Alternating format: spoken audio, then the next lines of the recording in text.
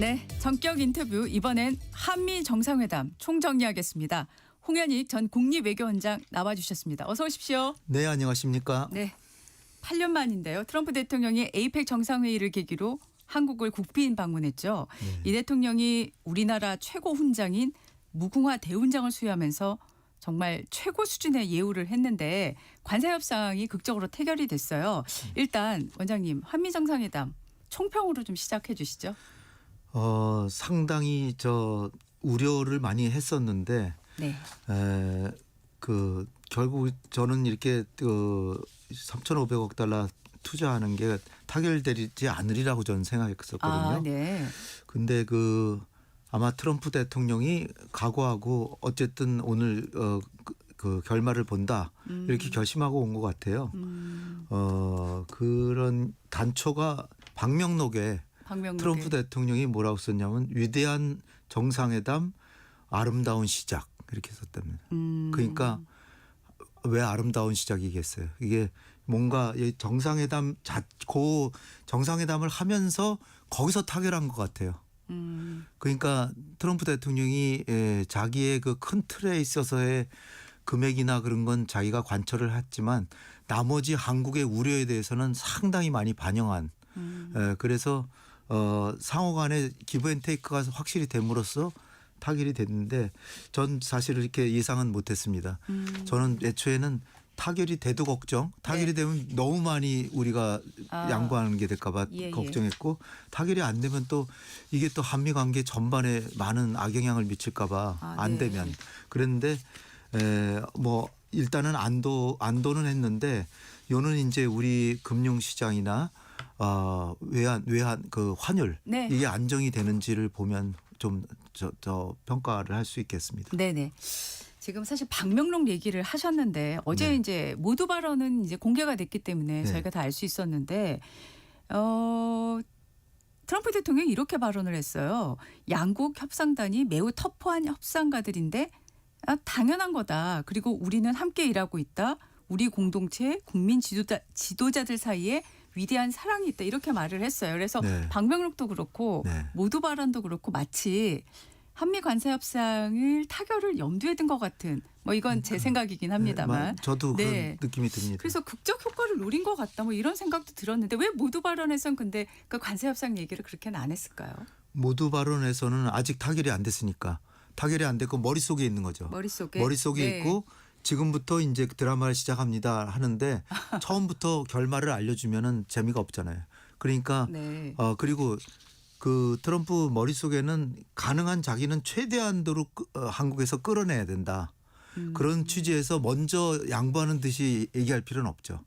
그러나 어쨌든 오늘 그 협상을 통해서 결말을 보겠다라는 생각을 가지고 왔고 그것을 반영하듯이 참석자들도 루비오 국무장관부터 시작해서 베센트 재무장관 그다음에 상무장관 러트닉 상무장관다가 그다음에 그 무역대표부 대표도 다 데려왔잖아요.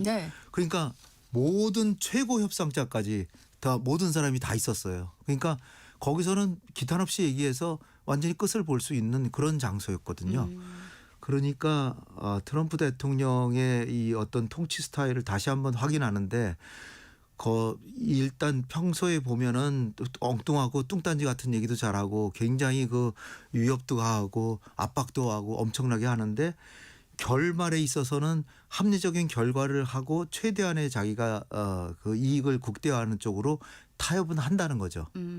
그러니까 중간 과정에서 너무 거기에 휘둘리면은 손해를 보는데 이재명 대통령이 끝까지 이 그 블룸버그 인터뷰하는 데까지 우리는 시간이 문제가 아니라 내용을 결국은 호혜적인 동맹의 관점에서 타결하는 것을 목표로 하는데 우리는 아름다운 동맹이기 때문에 결국은 합리적으로 서로가 이해할 수 있는 타협에 이를 것이다라고 그러니까 우호적인 태도는 가지되 우리의 태도는 우리 국민들이 동의할 수 있는 합의가 아니면 못하겠다라는 걸 분명히 함으로써 결국 트럼프가 한 발 후퇴해서 어저께 타결이 됐다 이렇게 보겠습니다. 네.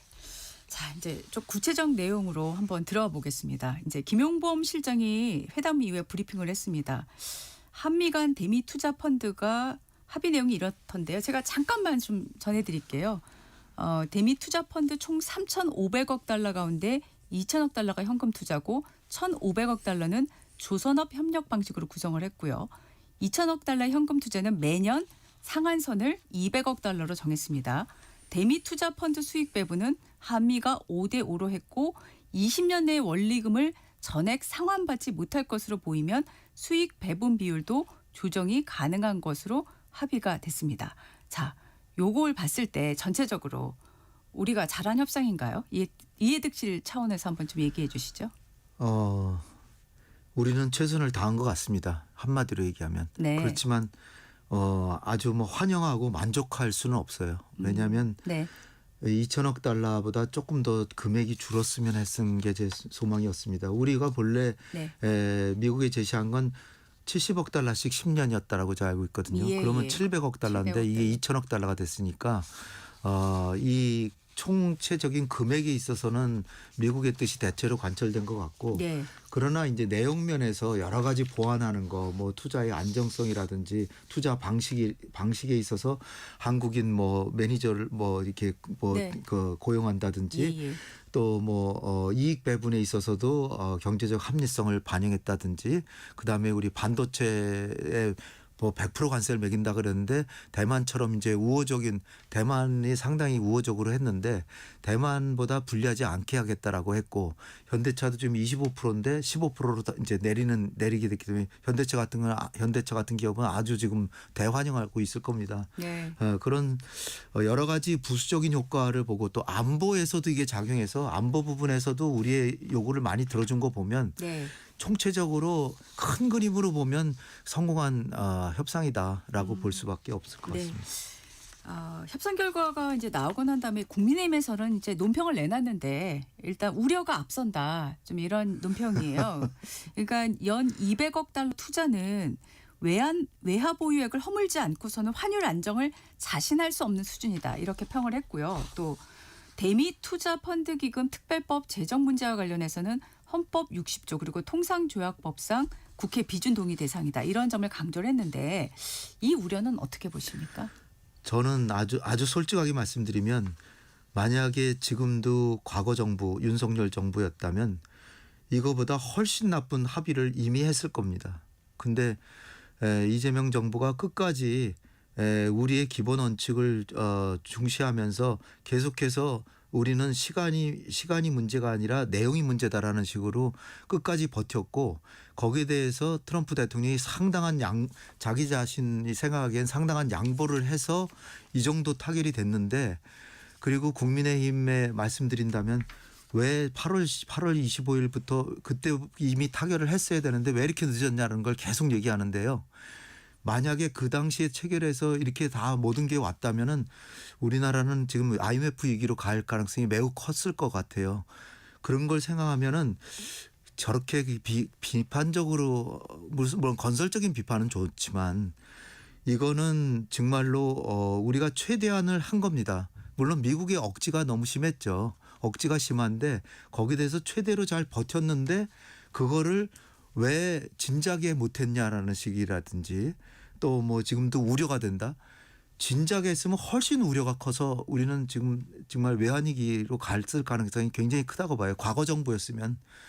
그나마 지금 합리적으로 우리가 최대한 끝까지 우리 국익을 관철하는 측면에서 실용주의 외교로 버텼기 때문에 이 정도 한 것이지 저도 뭐 크게 만족하지는 않습니다. 네. 그렇지만 우리의 국력과 미국의 국력을 비교하고 이것이 만약 타결이 안 됐을 때의 한미 관계의 부정적인 여파를 생각하면 이 정도면은 굉장히 선방했는데 비난하는 어투로 만약 논평을 하는 거는 조금 좀 유감스럽습니다. 네, 알겠습니다.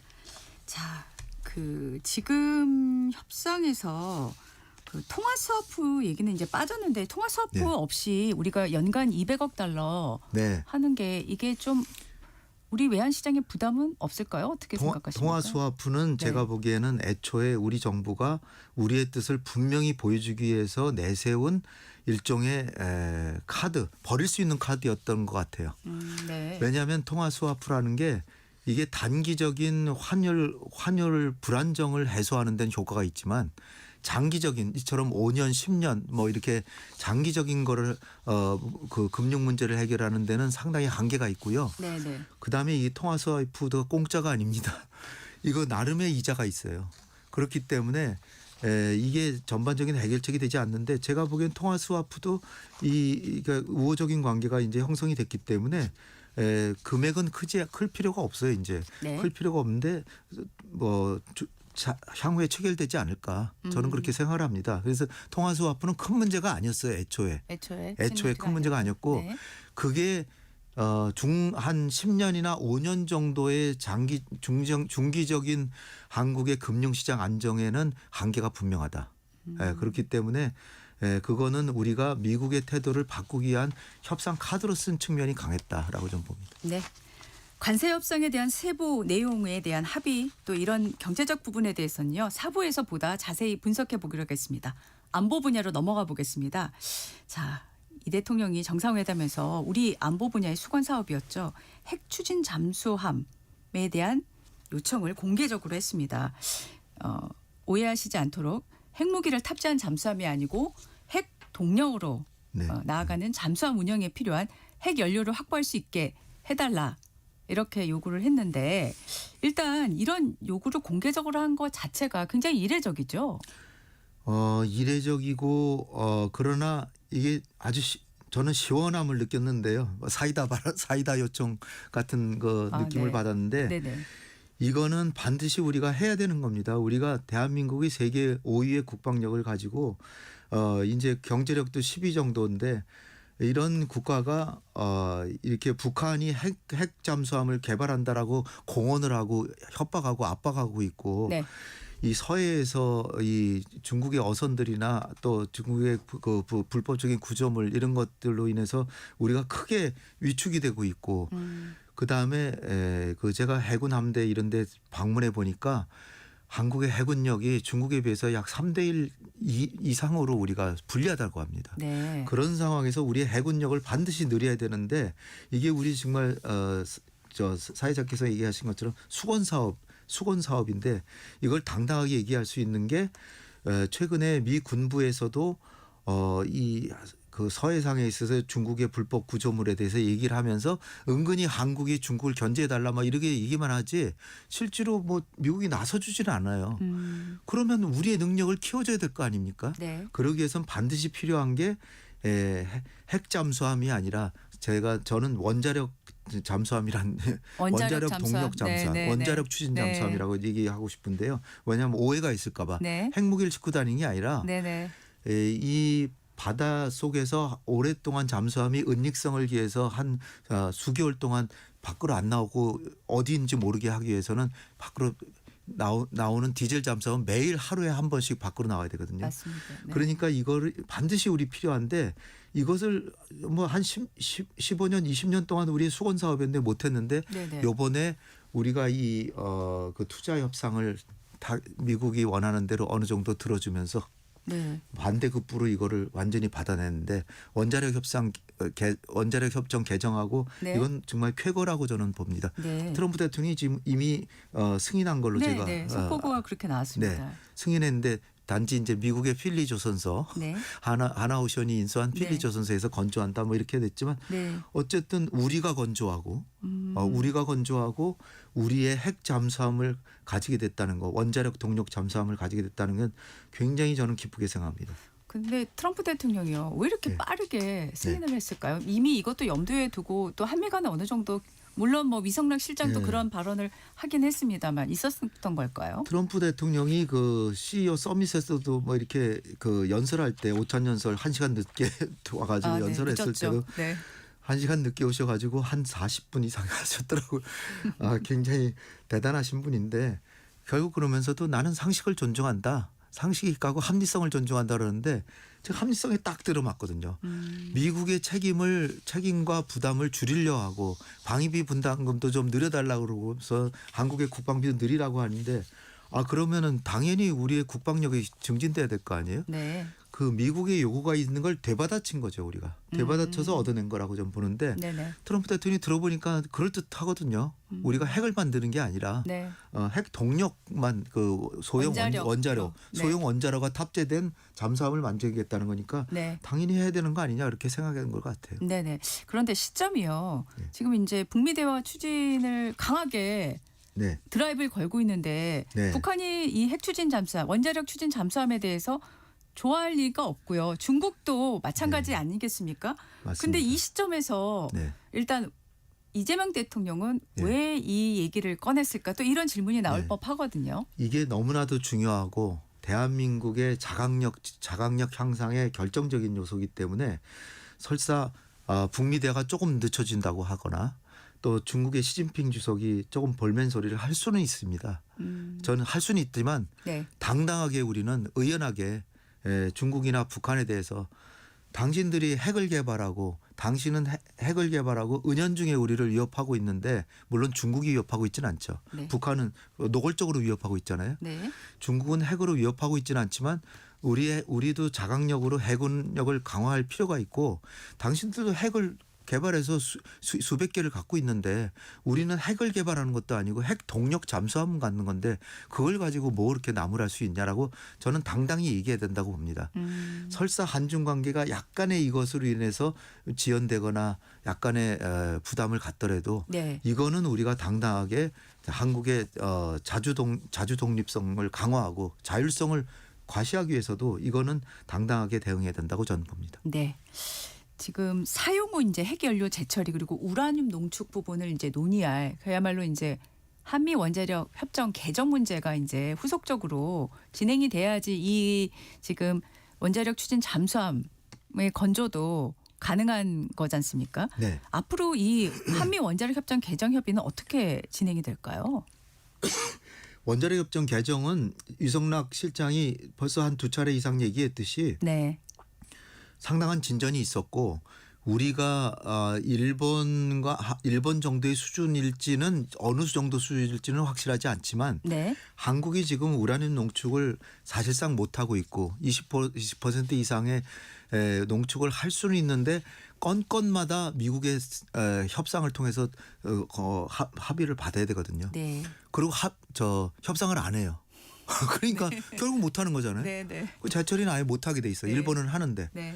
그런데 일본의 수준의 정도로 되면 전 좋다고 생각하는데. 제일 좋은 건 일본 수준. 네. 그렇게 되면 좋은데 네. 그렇게 안 되더라도 일단 네. 우리가 할 수 있게 되는 것만 해도 대단한 거고요. 네. 네. 재처리 같은 건 우리 지금 핵 폐기물이 너무나 많이 쌓여 있어서 반드시 빨리 해야 됩니다. 네네. 네. 방위비 지출 관련해서도 네. 우리가 확실히 증액하겠다 이런 말을 이재명 대통령이 했어요. 네. 자, 뭐 이전부터 지금 사실 그 방위비 증액에 대한 거는 계속 언급은 하고 있었는데 이번 시점에서 이제 방위비 지출을 늘리겠다고 확실히 말함으로써 이게 이제 우리 그 전자권 전환이라든가 이런 거하고 관련해서 포괄적으로 좀 정부가 방향을 잡고 접근을 하고 있다 이렇게 봐야 될까요? 예, 방위비라고 이렇게 언급이 돼서 네. 방위비 분담금이 아닌가 이렇게 생각하시는 분이 있는데 저는 방위비 분담금은 아니라고 보고요. 네. 분담금이 아니라 국방비를 늘린다는 국방비 거죠. 지출. 예, 네. 국방비라고 얘기해야 정확할 것 같은데요. 네. 국방비는 내년에 8.2%가 인상이 됩니다. 네. 세계에서 제일 높은 수준이에요. 네. 그런데 여기에 이제 배경에는 우리가 이제 필요한 것들이 이제 우린 핵을 개발하지 못하잖아요.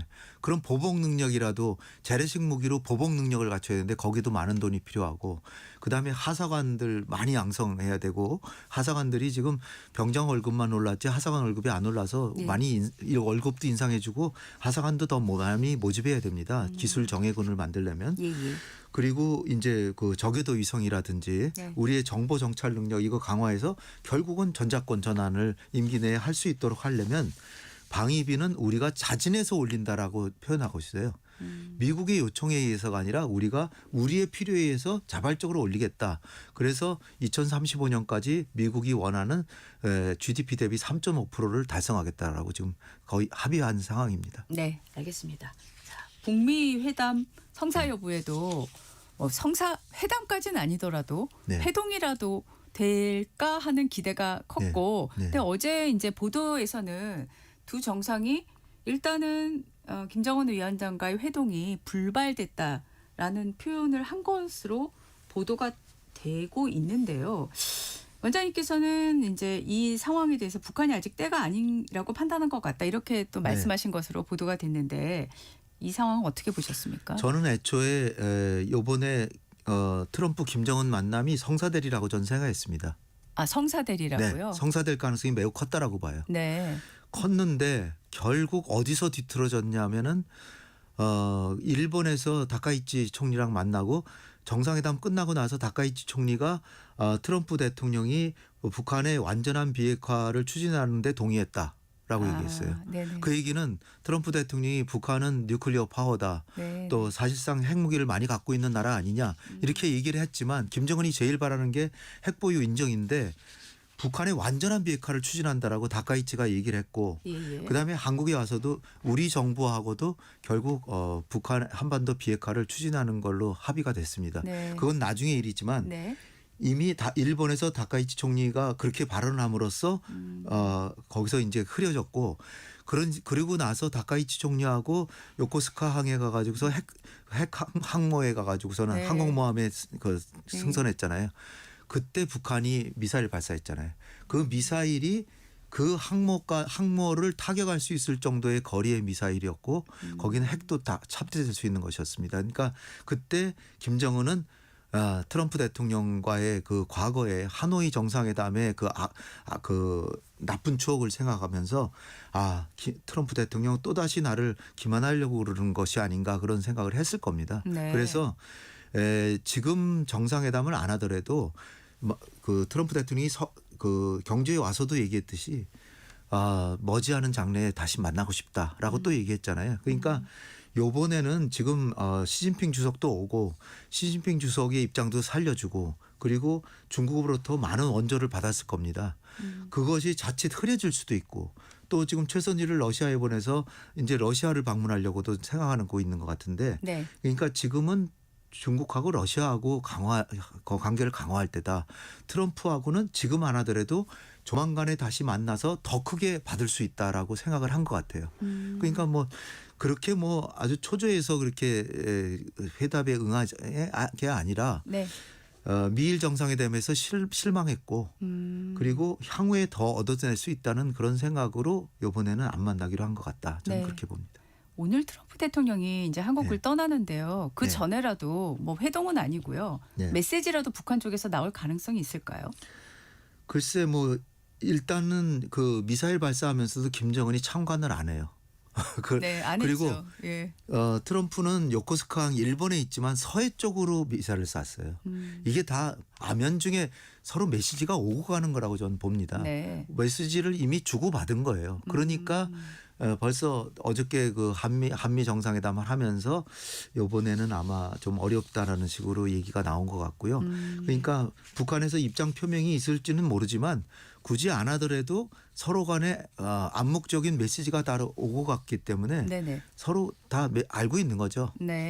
김정은은 기다리고 있을 겁니다. 트럼프가 또 다시 더 큰 그 양보안을 가지고 만나자고 하기를 기다릴 거라고 봅니다. 네. 이게 마지막 질문이 될 것 같습니다. 오늘 미중 정상회담이 있는데 일단 가장 큰 관심사는 이제 무역 긴장을 낮추기 위한 합의 여부인데요. 이미 양쪽에서 어느 정도 다 그 입장을 다 공개를 했어요. 네. 예, 오늘 미중 정상회담에서 가장 주목해서 봐야 될 건 뭐가 될까요? 그러니까 뭐 허리핑 부총리하고 베센트 재무장관하고 이미 합의한 사항이 미국이 추가로 부과하기로 한 100% 관세는 일단 유보하고 네. 그리고 중국도 히토류에 대한 그 추가적인 제재 이거를 1년 유예하는 걸로 이거는 이미 거의 합의된 것 같고요. 네. 그러니까 그 다음에 또 다른 합의가 있냐가 이제 우리의 네네. 관건인데 펜타놀 관세가를 20% 매겼는데 그걸 10%로 내리면서 중국이 대두 수입을 뭐 재개하겠다. 라든지 또 뭐 미국이 중국에 부과하고 있는 반도체 소프트웨어에 대한 통제를 좀 풀어준다든지 그런 것들이 추가로 더 합의가 될지 이런 것이 이제 관건이라고 보여지고 결국은 큰 그림으로 볼 때는 정면 대결은 다시 휴전 상태로 가지 않을까. 네. 그래서 11월 10일로 예정돼 있는 관세를 계속 지금 유예하고 있잖아요. 110%씩 내린 거. 그것은 계속되리라고 저는 생각됩니다. 네, 오늘 말씀 감사합니다. 네. 홍현익 전 국립외교원장과 말씀 나눴습니다. 고맙습니다. 감사합니다.